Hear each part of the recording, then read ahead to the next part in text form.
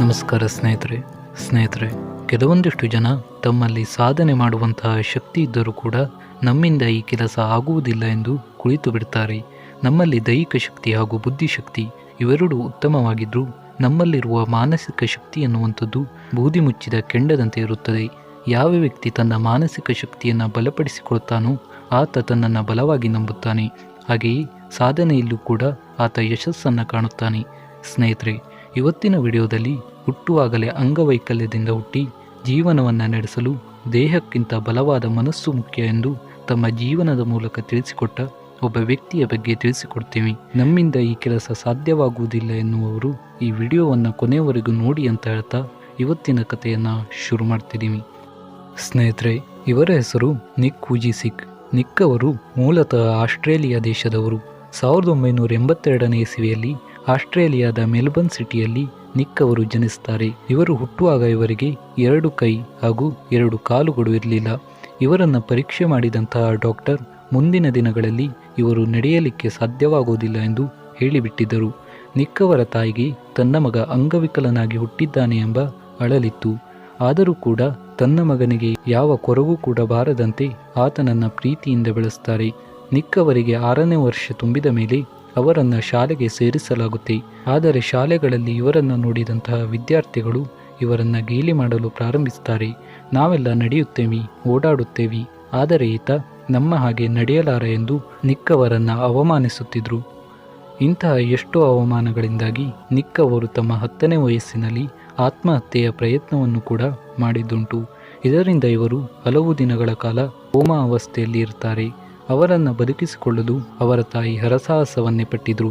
ಸತತ ಪ್ರಯತ್ನದಿಂದಾಗಿ ನಿಕ್ ಅವರು ಬದುಕಿ ಉಳಿತಾರೆ. ಅನಂತರ ನಿಕ್ ಅವರಿಗೆ ಒಂದು ವಿಷಯ ಅರಿವಾಗುತ್ತೆ. ನಾನು ಬದುಕಬೇಕಾದದ್ದು ನನ್ನ ತಂದೆ ತಾಯಿಗೋಸ್ಕರ. ಬೇರೆಯವರು ಅವಮಾನ ಮಾಡ್ತಾರೆ ಎಂದು ಕುಗ್ಗಿ ಆತ್ಮಹತ್ಯೆಯ ಪ್ರಯತ್ನವನ್ನು ಮಾಡಿದರೆ ನನ್ನಷ್ಟು ದೊಡ್ಡ ಮತ್ಯಾರೂ ಇರೋದಿಲ್ಲ.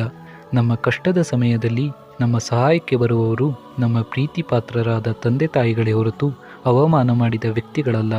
ಯಾರು ನಮಗೆ ಅವಮಾನವನ್ನು ಮಾಡಿದ್ರೋ ಅವರ ಮುಂದೆಯೇ ನಾನು ಬದುಕಿ ತೋರಿಸಬೇಕೆಂದು ತಮ್ಮ ಮನಸ್ಸಿನಲ್ಲಿ ದೃಢಪಡಿಸಿಕೊಳ್ತಾರೆ. ಹಾಗೆಯೇ ನಿಕ್ ಅವರು ತಮ್ಮ ತಾಯಿಯ ಬಳಿ ನಾನಿನ್ನು ಆತ್ಮಹತ್ಯೆಯ ಯೋಚನೆಯನ್ನು ಕೂಡ ಮಾಡೋದಿಲ್ಲವೆಂದು ಕ್ಷಮೆಯನ್ನು ಕೇಳ್ತಾರೆ. ನಿಕ್ ಅವರು ತಮ್ಮ ಜೀವನವನ್ನು ಹೊಸದಾಗಿ ಪ್ರಾರಂಭಿಸ್ತಾರೆ. ತಮ್ಮ ಓದಿನ ಕಡೆಗೆ ಹೆಚ್ಚು ದೃಷ್ಟಿಯನ್ನು ಹಾಯಿಸಿ ಆಸ್ಟ್ರೇಲಿಯಾದ ಕಾಲೇಜಿನಲ್ಲಿ ಪದವಿಯನ್ನು ಪಡೆದುಕೊಳ್ತಾರೆ.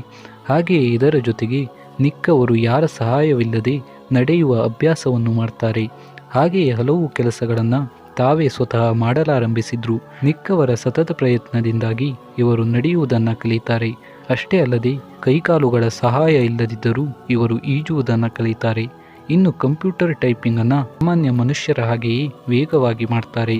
ಹೀಗೆ ನಿಕ್ ಅವರು ಸಾಮಾನ್ಯ ಮನುಷ್ಯ ಮಾಡುವಂತಹ ಎಲ್ಲ ಕೆಲಸಗಳನ್ನು ತಮ್ಮ ಪ್ರಯತ್ನದಿಂದಾಗಿ ಕಲಿತುಕೊಳ್ತಾರೆ. ಇವರು ಒಬ್ಬ ಉತ್ತಮ ಮಾತುಗಾರರಾಗಿದ್ದಾರೆ.